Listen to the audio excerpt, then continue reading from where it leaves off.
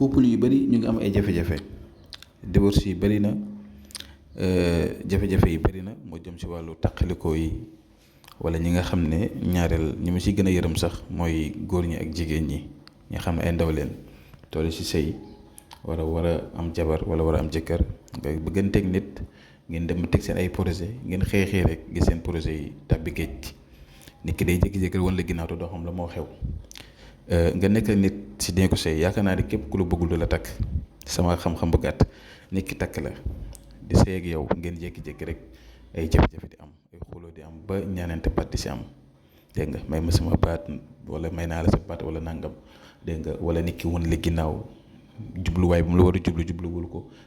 jox cër bu mu la war a jox joxu la ko respect bi mu la war a jox ak mbëggeel gi joxu la ko loolu nag bëri na si jamono juñ toll lu bëri nag mën na ko faral di waral parfois damay wax nit da ngay fagaru moo gën faju boo nekkee si diggante jamono ju muy neex jël ko nga sécuriser ko nga aar ko dégg nga boo nekkee si sëy jamono ja nga siy dugg commencement ba jël ko nga sécuriser ko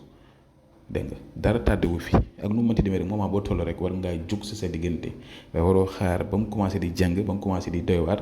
dégg nga commencé di jug ndaxte képp ku nekk si bànneex sóoraale na naqare nga ñëw képp ku nekk si ñàkk sóoraale na amee nga ñëw ku nekk si am itam sóoraale na ñàkk nga ñëw àddina noonu la ko yàlla bindee moo tax nag bu fekkee da nga toll si situation yooyu noonu muy góor muy jigéen yenn saa sax damay wax ne ñu góor ñi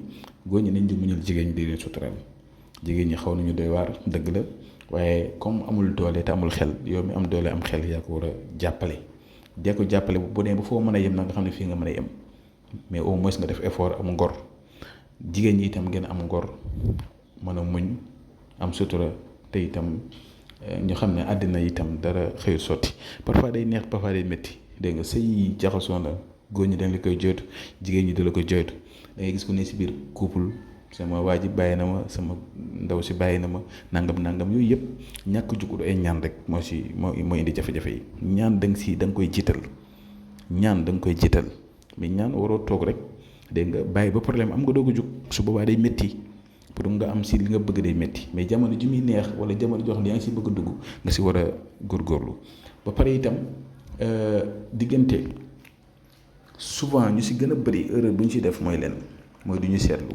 nit ki da nga war di seetlu sa mbiru bopp di solo sa mbiru diggante xam lan nga war a def yan ñaan nga war a def yan sarax nga war di génnee ndaxte couple sax am na couple yoo xam ne dañuy am seen sarax spécial nit ki am nga sax sarax spécial boo war di def kon loolu moo tax tey ñëw di si waxtaan ak yéen comme ñu ngi jot ay messages yu bëri messages yu ñuy jot yëpp ak appel yu ñuy jot yëpp affaire couple la lu si gën a bëri waaw néew ngay gis nit ku la wax ay affaire kaaraange wala ubbeekaay wala tukki wala nangam nit ñi moom daanaka couple rek lañ lay wax sama jëkkër sama jabar sama waaji sama ndaw si kese ngay dégg moo tax nag ñu am si ay secret yu wér yoo xam ne dañ ko jàng fu sori ndaxte jàng du wees ñun dañuy gëstu xam-xam bët bu set ñu si am lu gën a bees moo waral nag képp koo xam ne am nga jafe-jafe ak bu mënti doon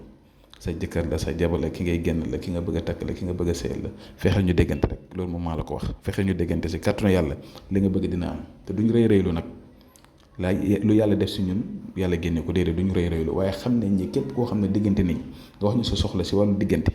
buñ la si dimbalee si kàttanu yàlla da nga toog remercier ñu da nga toog gërëm ñu gannaaw yàlla incha allah kon numéro boobu ma ngeen si jot 76 605 63 19 am na whatsapp bu ñu si jokkee nga wax ñu sa problème lépp loo xam ne mën nañ ko si dañ ko def te itam di nga si am mbégte incha allah asalaamaaleykum wa rahmatulah